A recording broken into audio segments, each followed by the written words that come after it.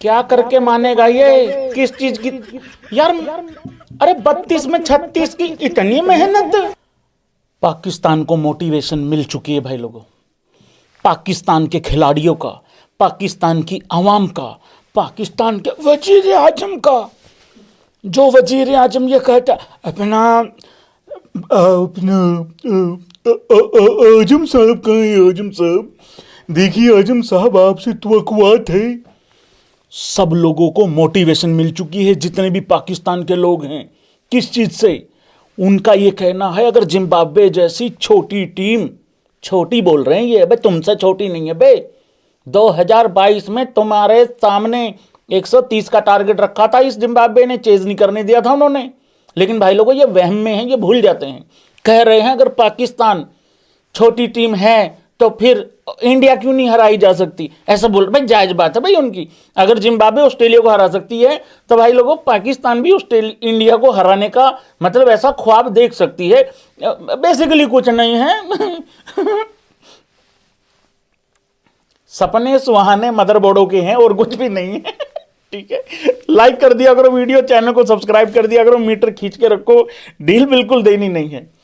वैसे तो मैं एक लाइव कर चुका हूं ऑस्ट्रेलिया और जिम्बाब्वे के ऊपर, लेकिन मुझे पता नहीं क्यों यार भाई दोपहर बाद से ना खुशी बहुत छा रखी है। कसम से कह रहा हूं भाई, इतना खुश हुआ पड़ा हूं मैं, इतना खुश हो रखा हूं। अगर मेरे से किसी ने समोसे की पार्टी मांगी होती ना आज, मैंने दे दी होती भाई लोगों पार्टी, मतलब लेकिन मांगी ही नहीं किसी से। पता क्या होता है, मतलब अच्छा लगता है ऐसे ऑस्ट्रेलिया जब पिलती है। लेकिन भाई लोगों मैं एक बात बता दूं तुम्हें कि ऑस्ट्रेलिया अभी बाहर नहीं हुई है। ऑस्ट्रेलिया जैसे तैसे होता है, कई बार एक ठोकर लग जाती होती है इंसान को, तो हो सकता है वो अभी भी आ जाएं, और अभी भी उनके हाथ में ही कहानी है। पाकिस्तान जैसा बेगैरत टीम कोई भी नहीं है कि अपने जीतो ना दूसरों पे मुंह धो के बैठे रहो। तो वो ठीक है अपना हार गए हैं, लेकिन अभी भी कहानी उनके हाथ में ही है, कहने का मतलब एक है। लेकिन हां, ऑस्ट्रेलिया और श्रीलंका का मैच 16 फेब को देखने वाला होगा, कमाल का मैच होगा, वो बड़ा इंटरेस्टिंग मैच होने वाला है। और स्पिन खेलना श्रीलंका के अंदर बिल्कुल आसान है नहीं है। आज मैक्सवेल को भी बड़ी दिक्कत आई है, बड़ी परेशानी आई है। वो बिल्कुल तुम्हारी एक्सपेक्टेशंस के तहत ही भाई लोगों सबसे बड़ी खबर आ रही है। सबसे पहले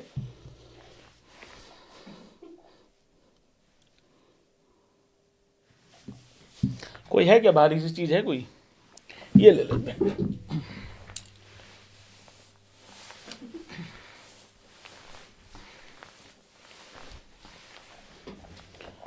पता नहीं क्या करके मानेगा यार। देखो एक चीज तो मैं अप्रिशिएट कर रहा हूं भाई, देखो भाई पाकिस्तान की इस क्रिकेट टीम ने, खुद के बाबर आजम के दोस्तों ने भाई बाबर आजम का साथ नहीं दिया भाई। मैं सच्ची बताऊं भाई, हम लोग आके मजाक वजाक करते हैं, वो चलो सारी बातें ठीक हैं यार। मेरी ना पिछले महीने से मैं बता रहा हूं, मेरे को ना दया आ रही है इस बंदे पे। तुम एक चीज देखो यार, इस बंदे के साथ क्या क्या नहीं हुआ। टेस्ट क्रिकेट खेल रहा था, खेलते खेलते टेस्ट क्रिकेट में से इसको बाहर निकाल दिया, हालांकि दोबारा भी ले लिया, लेकिन जब बाहर निकाला ऐसे करके कौन रेस्ट देता है यार भाई, तुम खुद देखो। फिर एक ट्वीट भी करवा दिया, स्टोरी भी लगवा दी कि मैं तो जी जॉय कर रहा हूं, मैं तो जॉय करना चाह रहा हूं, मैं जॉय करने जा रहा हूं। ऐसे होता है यार भाई। अरे ये एक भी मैच ना छोड़े, जॉय करने जा रहा हूं भाई। इसके खुद के दोस्तों ने इसका साथ नहीं दिया भाई, कप्तानी छीन ली भाई मेरी बबरों की यार, मेरा सब कुछ छीन लिया मेरी बबरों से भाई। सिर्फ कूले कूले रह गए भाई, वो भी अच्छे से रिदम से मटक नहीं रहे हैं अब तो यार। इतना कुछ होने के बाद भी यार वो बंदा अभी भी इतनी मेहनत करने पे लगा हो भाई। ये बहुत बहुत मतलब यार जज्बे वाली।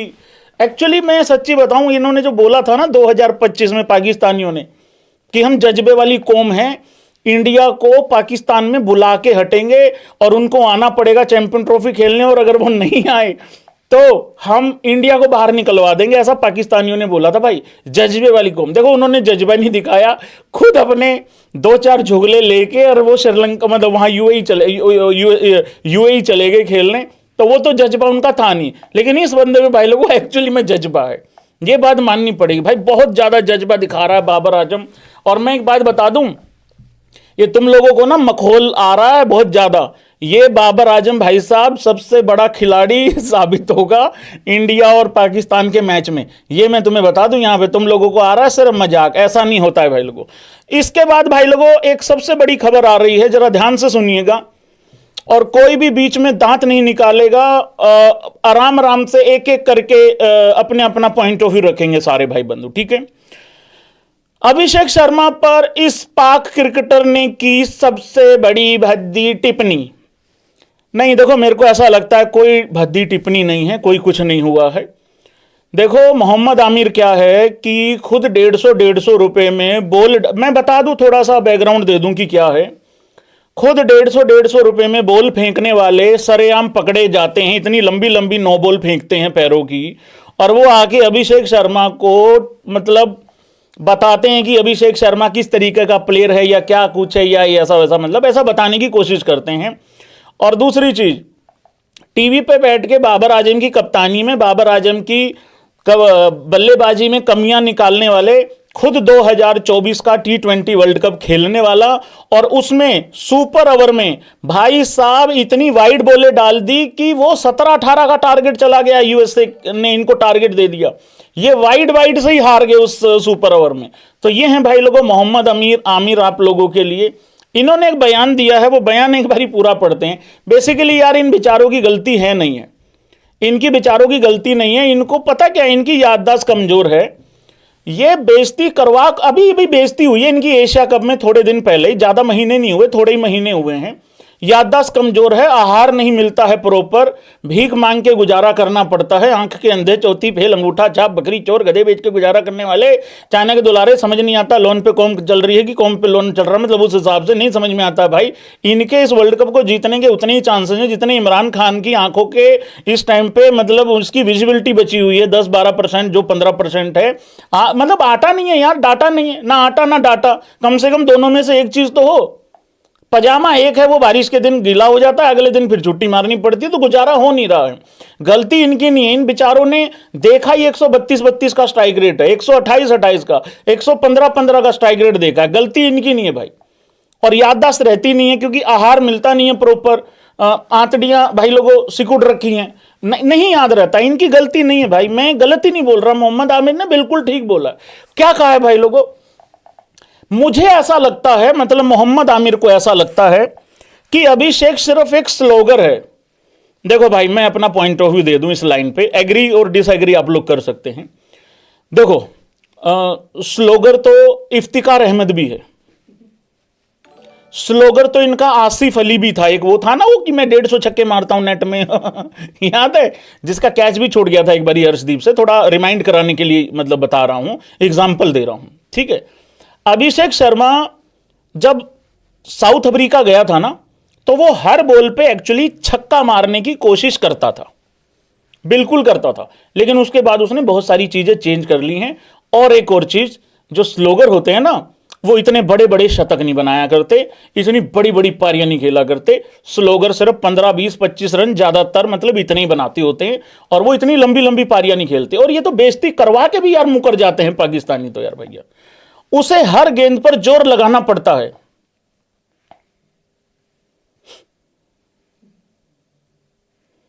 मैंने कहा ना, इन बेचारों की गलती नहीं है, इनको चाहिए बाबर आजम जैसा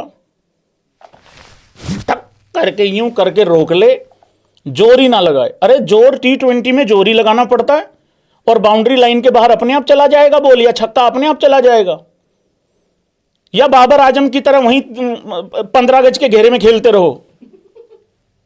भाई साहब बाबर आजम को इतने बड़े ग्राउंड की जरूरत नहीं है, मेरी बबर वो पता क्या 75 गज में खेल लेगी, उसका ऐसा हिसाब है। 75 गज से बाहर बॉल नहीं जाती इनकी, आदमी का घर भी चलो 100-200 गज का होता है।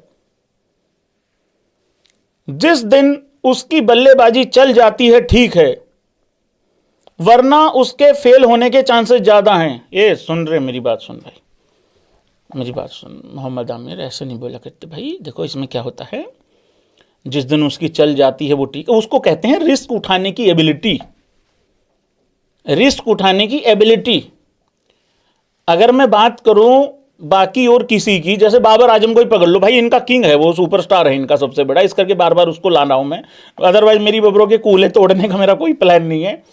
देखो जो यार बाबर आजम का हर बॉल पे लगता ही नहीं आउट होगा, वो हर बॉल पे लगता है कि दूसरे के लिए कुछ कर के जाएगा, तो ये होता है भाई। तो हर बॉल पे जो छक्का मारने की कोशिश होगी या जो ज्यादा रिस्क उठाएगा उसका चांस होता है। ऐसा गड़बड़ है इनका हिसाब किताब।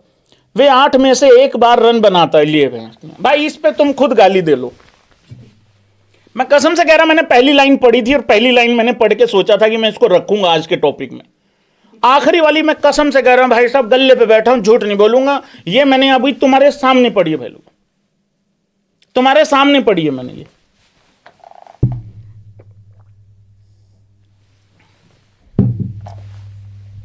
नहीं दे रहे हैं, गाली भी नहीं दे रहे हमारे वाले बिजी हैं, हमारे वाले कह रहे हैं क्यों रहने दो। वे 8 में से 1 बार रन बनाता है, मुझे नहीं लगता कि वो तकनीकी रूप से मजबूत है। ये फिर भाई गू खा के ही मानेंगे अभिषेक से, सॉरी बोलना पड़ेगा ये बात।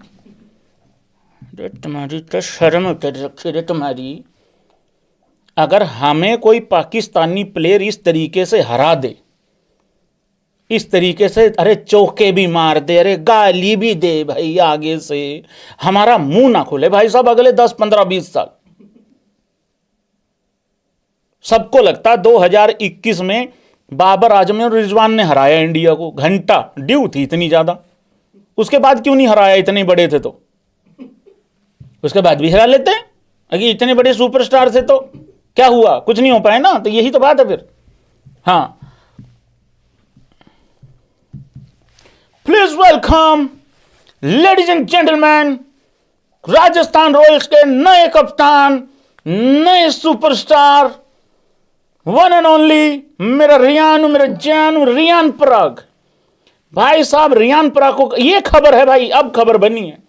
मुझे लग रहा था शायद रविंद्र जडेजा की तरफ चले जाएंगे, सीनियर आदमी हैं।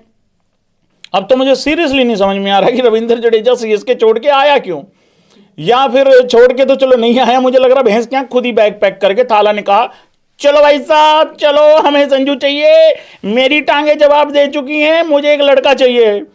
उधर संजू दबाव में आया और मुझे यह भी नहीं समझ में आ रहा कि संजू उधर क्या लेने गया हुआ है। तो भाई इन सब के इधर उधर के चक्कर में रियान पराग को कप्तान। यार एक बात तो अप्रिशिएट करनी पड़ेगी राजस्थान रॉयल्स की। क्यों भाई लोगों, Rajasthan Royals in the house guys. देखो भाई आगे क्या होगा हमें नहीं पता, जब होगा फिर देख लेंगे। भाई मैं तो चाहता हूं भाई रियान पराग बहुत बड़ा कप्तान बन जाए, लेकिन भाई हम खराब होने से पहले ही खराब क्यों बोलें? मेरा हिसाब यह रहता है भाई, अगर कोई खराब ही खेल जाए तो बात अलग है, या खराब कप्तानी कर ले तो अलग बात है। वैसे भी 10 टीमें हैं, एक कप्तान जीतेगा तो 9 घटिया कप्तान थोड़ी हैं, और नहीं होता, कई बार गड़बड़ हो जाती भाई। अब जैसे पिछले साल पंजाब को ही देख लो भाई, टॉप नॉच क्रिकेट खेल ली है टीम, लेकिन हो गया भाई थोड़ा ऊंच नीच हो जाती है, उसमें क्या है। तो भाई रियान पराग अच्छा करे वो ठीक है, लेकिन क्या राजस्थान रॉयल्स के फैंस खुश हैं इस डिसीजन से? देखो ये कोई इंडिया का कप्तान तो नहीं है कि हम सब अपना ओपिनियन दें। अगर राजस्थान वाले खुश हैं तो भाई हमें Punjab, RCB, Chennai, KKR, SR, इनको क्या दिक्कत है? फिर राजस्थान वाले खुश हैं कि नहीं है, ये बता दो मुझे बस। यार ये क्या यार, पहले 15-20 ही 9-9 आ गए यार। तो फिर किसको चाहते थे तुम लोग?